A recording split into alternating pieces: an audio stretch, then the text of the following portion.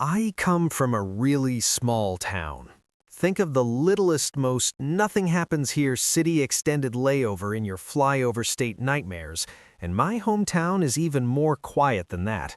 Think half a mile or more between neighbors, a single main street downtown, one McDonald's, one department store, one movie theater with 3 screens where everyone goes Friday and Saturday night.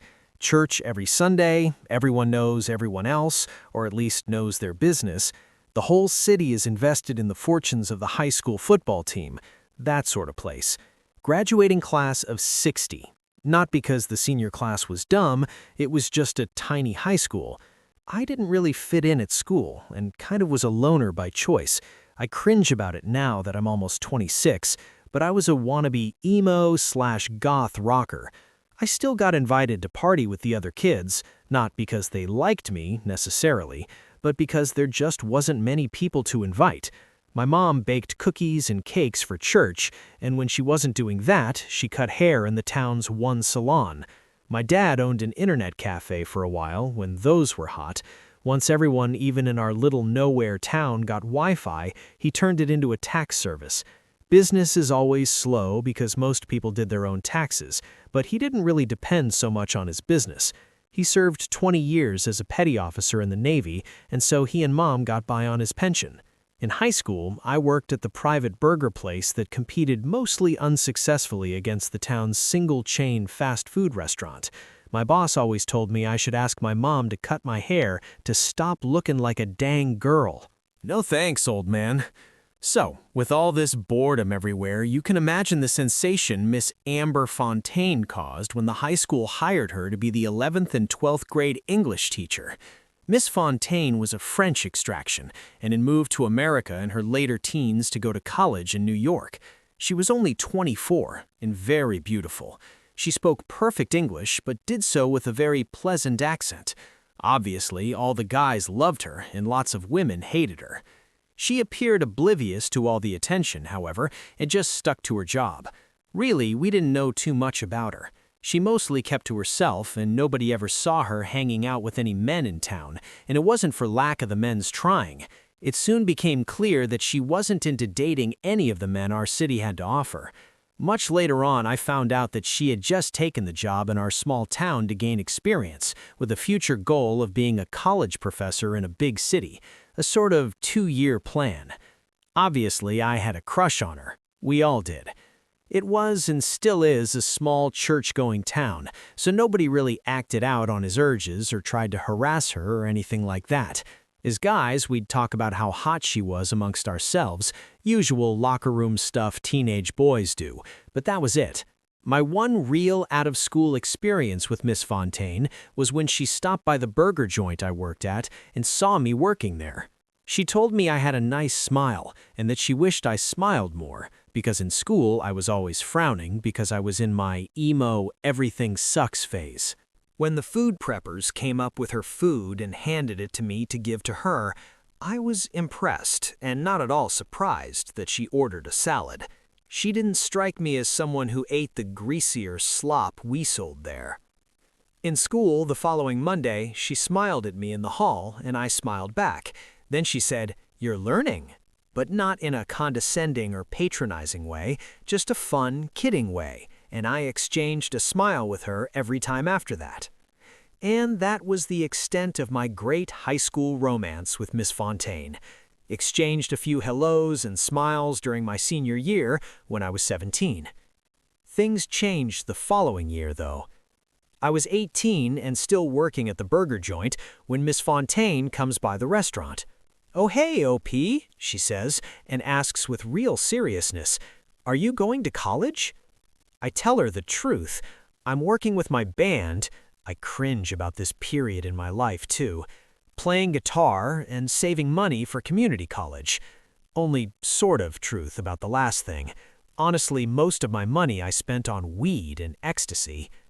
I was the main vocalist in addition to being guitarist, and our band's only other members were Jerry, the bassist, and Gabe, the drummer.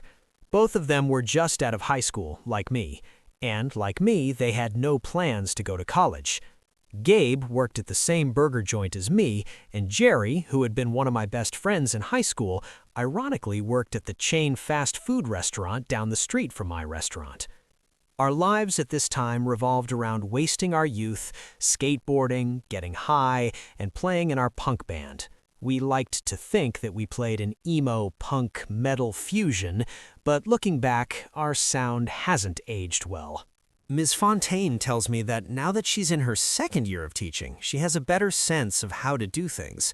She tells me that she wished that her current students were as well behaved and put in as much effort as me.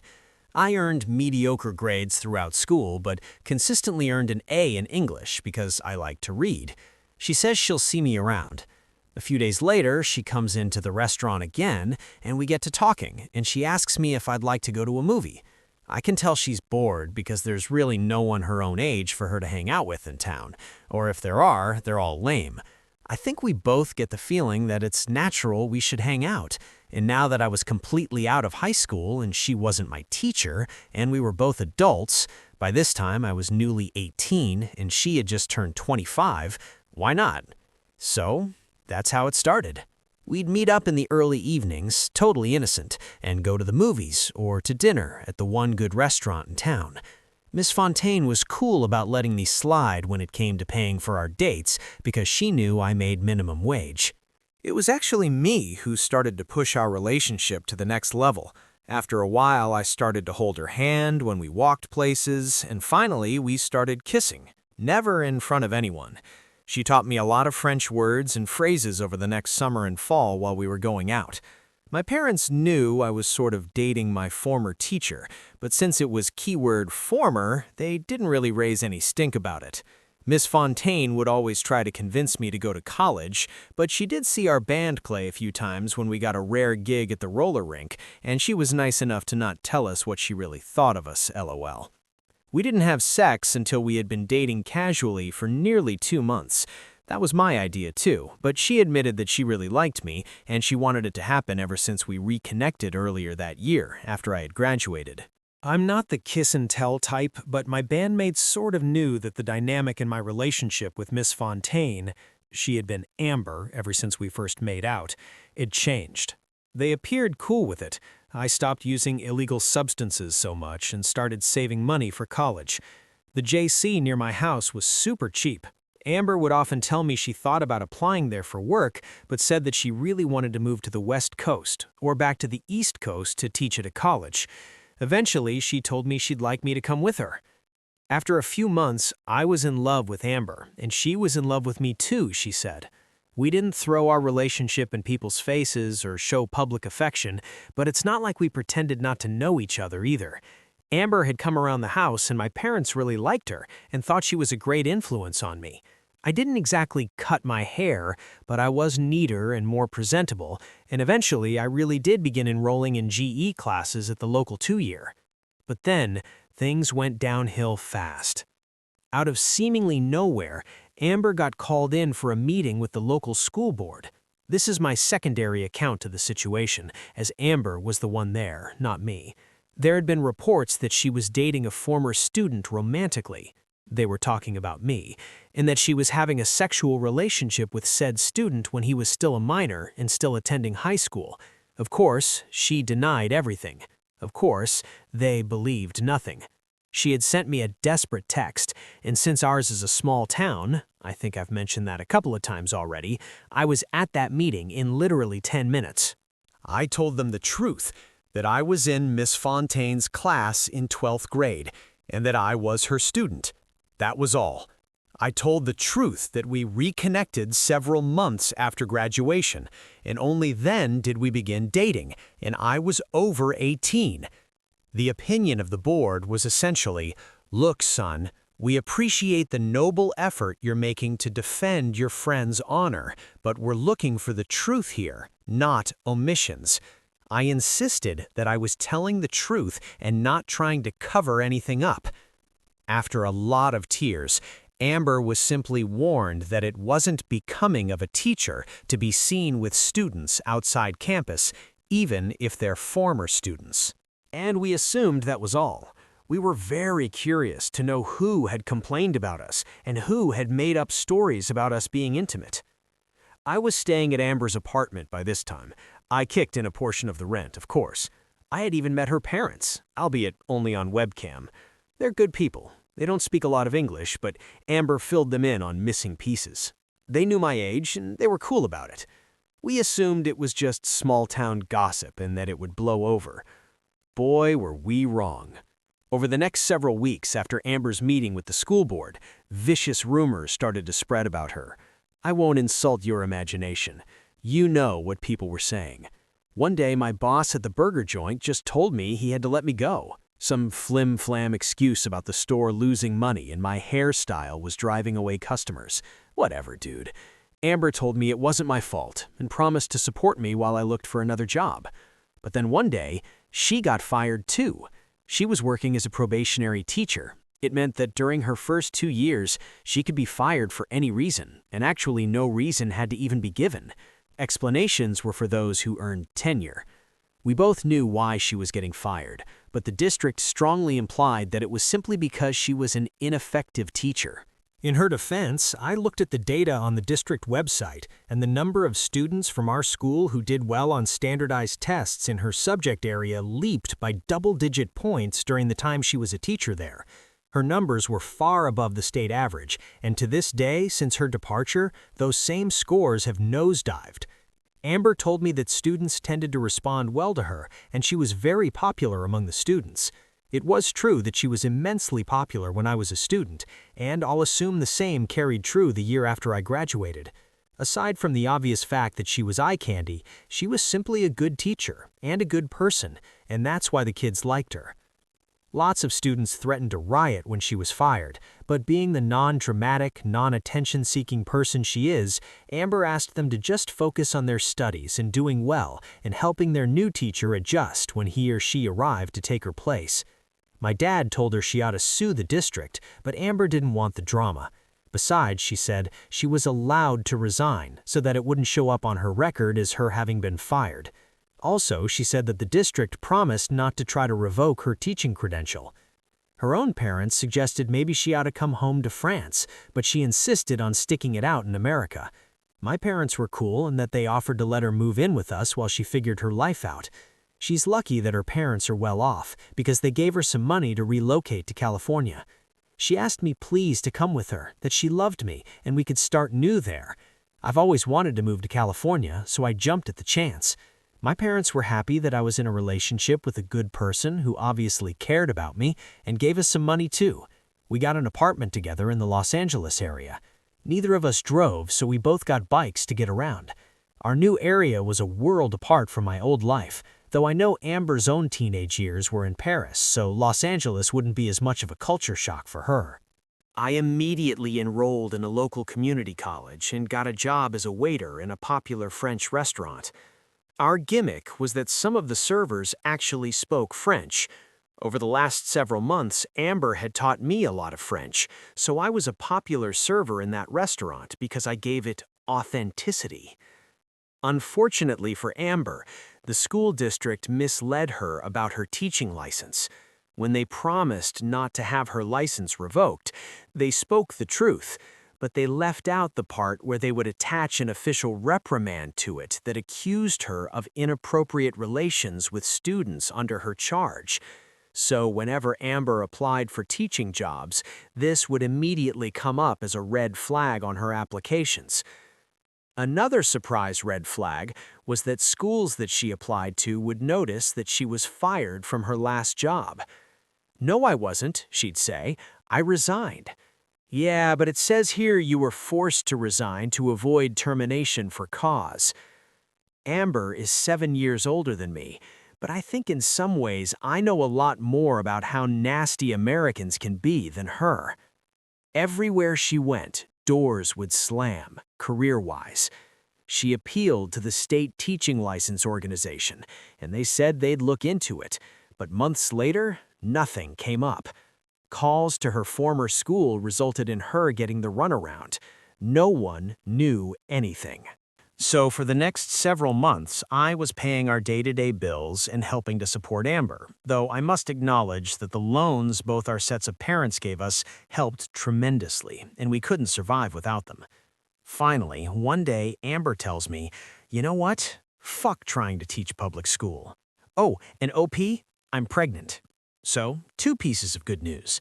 Many, many months later, Amber and I are happily married. Wedding was beautiful in sunny Los Angeles. Amber's parents and mine and our families all attended. We had a pregnant honeymoon in France. We now have a son, Richelieu. I am closing in on earning my AA in information technology. I've been promoted to maitre d' at the restaurant and have health benefits for my wife and son. We live in a studio apartment, but at least it's a huge studio, and it's enough for now. Amber stays home with the baby, but she also teaches online English and French courses for a private school. So even though she's blacklisted from teaching in the public K-12 district, she can still teach, which is her passion. More months pass, and I got my first job in IT, troubleshooting computers for a small company downtown. I make double what I used to at the restaurant, and my employer has a program where I can finish my BA while I work, and they will subsidize 50% for free, and the other 50% they will dock from my pay in small monthly installments. Sounds like an amazing deal, and I take it. We move to a bigger apartment.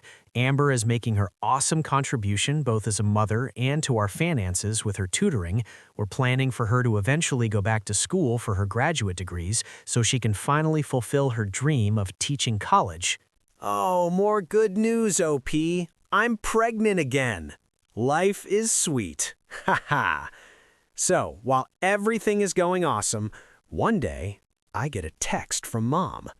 She was at a local school board meeting with her neighbors regarding a bill proposal to hire more teachers. Apparently, over the past few years, the population has grown and the high school needed to expand. So now, it's a two-horse town, Mom says. While she was at the meeting, my mom ran into Jerry's mom. Jerry, the bassist from my old band that I quit once I got into a serious relationship with Amber. My mom never met Jerry or his mom, or at least in a way that connected them to me.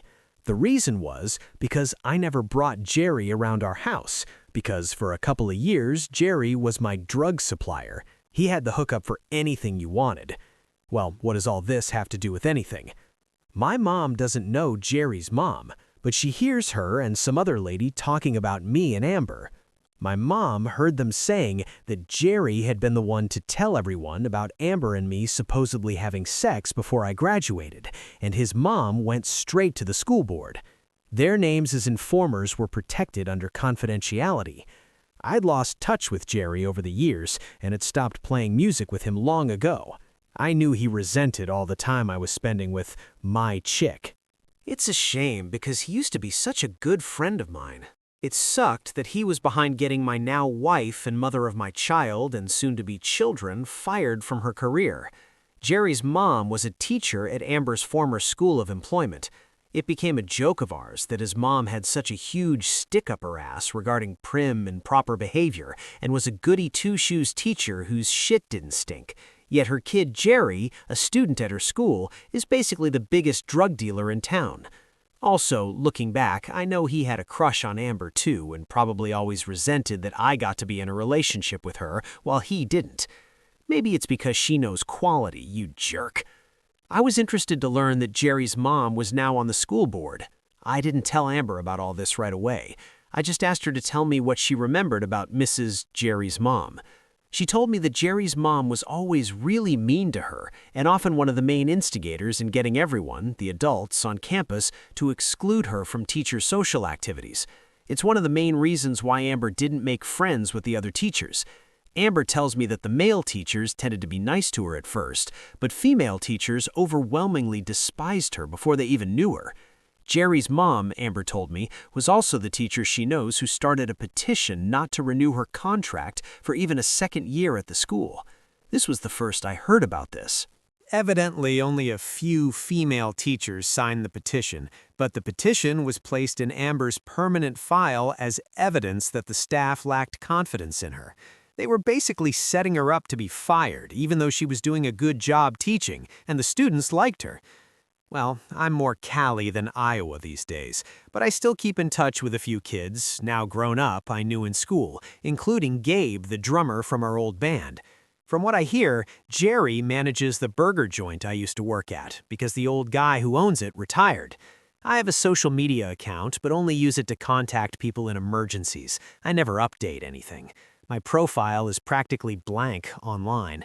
I'm not one of those people who checks it daily or uploads pics of my lunch. Didn't post about marrying or having kids or moving to LA. I told the people that matter directly. Jerry was still my friend on social media, even though we stopped talking ages ago, so I clicked on his profile. Yep, he definitely managed my old place of employment. I clicked on his friends and family's profiles and recognized his mom, my old history teacher. She was on the school board now, sanctimonious as ever. I think I mentioned before that I came from a small town, and in a small town there often isn't anything for bored kids to do other than do dumb stunts and do drugs. And for the biggest loser kids of all, a group that included me, we were dumb enough to record ourselves partying and talking shit and doing the aforementioned drugs. That's exactly what my band used to do all the time. Whenever we had a show, we'd go around taping ourselves using our cell phones. We'd take video of us rocking out, skating, drinking beer in the vacant lot, and take video of us getting high. We'd also talk to the camera. I haven't thought about the old recordings in years, but I never erased them from my old phones. I'm the kind of guy who hoards his old cell phones, not because I think they'll increase in value or that I find them especially interesting, but I kind of think of them like file cabinets of my past, because I don't erase anything. Aside from phone numbers, I don't really transfer data from one phone to its successor, easy as it would be. My current boss knows I used to do drugs, and they don't care. In IT, I'm told, everyone used to get lit, and many still do. I asked my wife, offhand, if her new job knows about what happened in our old town. She says yeah, but that they don't care about any of that. They only care that she teaches expert-level conversational French. That's what their clients, many of them traveling professionals, demand. Many of her coworkers, she tells me, had real felonies on their records, but her employer was a firm believer in rehabilitation. Copacetic. So I check some of my old videos and find what I need. I have no trouble finding videos of Jerry getting high as a motherfucker. That's like practically every video. And in practically every video, he brags about how his parents know he's a druggie and a dealer and want to ship him off to the army and make a man out of him. The video I really want is... Nope, it's not on this phone. Maybe the LG. Nope, just more of Jerry rolling on ecstasy at a rave we snuck out of state to attend when we were in 11th grade. Maybe my old Galaxy. Bingo. Jerry talks about how his mom knows all about his drug use and sometimes even smokes weed herself, with his dad, and how they caught him with cocaine once and yelled at him and his dad kicked his ass. But then Jerry came home the next day from school to find that his mom was coked out on the kitchen table, and she had called in sick that day. The video was time-stamped. I think that'll do. I still don't tell Amber. It would only upset her in her condition. But I ask my mom for the contact info of all the people who are on the little town school board. I already know the school's basic email address, and I graduated not that long ago, and most of the administrators are still mid-career at my former high school. I still have their emails. I make a throwaway email account and attach all the relevant videos to it and send it to everyone that matters in town. All the teachers, the administrators, even from elementary and middle schools. The church, the pizza place, the burger joint owner, the roller rink boss, you name it, they got the files. The files where Jerry exposes himself as a coked-out drug dealer, with his mom having full knowledge of the fact, and her and her husband even indulging in the drugs themselves. The next day, Amber asks me, while she's feeding our son, "Honey, why are you so happy?" I tell her, and she starts crying. "No, I'm not sad," she assures me. "I'm just so happy you did this for me." Then me, Amber, Richelieu, and our bun in the oven go for a walk because it's such a nice day. Still need a haircut. Not getting one. Do I even need to say what happened afterward? All this ancient history shouldn't matter, but in a small town, it's devastating. The videos are just of Jerry talking trash, Who knows if he's even telling the truth? Doesn't matter. In a small town, gossip becomes gospel. Kind of like how everyone believed Amber and I were fucking before I turned 18, even though that was 0% true, and they ran us out of town on a rail. My parents had to endure the fallout of my disgrace when I left town years ago with that French tramp, as all the idle busybodies have dubbed my wife. Mom and Dad made their peace with it and have numbed themselves to the slurs and always stood up for us. They are what's good about small-town America. Jerry got fired from his job. Police searched his house, that is to say his mom's house, and found a lot of drugs. Evidently, when the rumors went flying that Mrs. Jerry's mom had a drug-dealing son, kids busted for drugs at the high school caved under pressure to admit who hooked them up. Oopsie, so he was telling the truth. Jail for you, you cock-blocking douchebag. His mom was summarily dismissed from her job, along with all the appropriate blacklisting that being a drug-abusing, child-endangering, fraud-committing public official entails. My mom wasn't clear on the details, but there's a possibility she had her husband might face jail time too. It came out that Jerry's dad had been cheating on his wife for years with a woman from the church. Jerry's whole family are persona non grata. They want to leave town, but can't, pending court case. Until then, they'll just be hated to their face. I'll hate them from across the country. Small town. Everyone knows everyone. Or at least their business. Which means sooner or later, word will slip. People will drop the "it's confidential" charade and figure out that I was responsible for a family's downfall. I DGAF. Jerry, you listening? Good. Come at me, bro.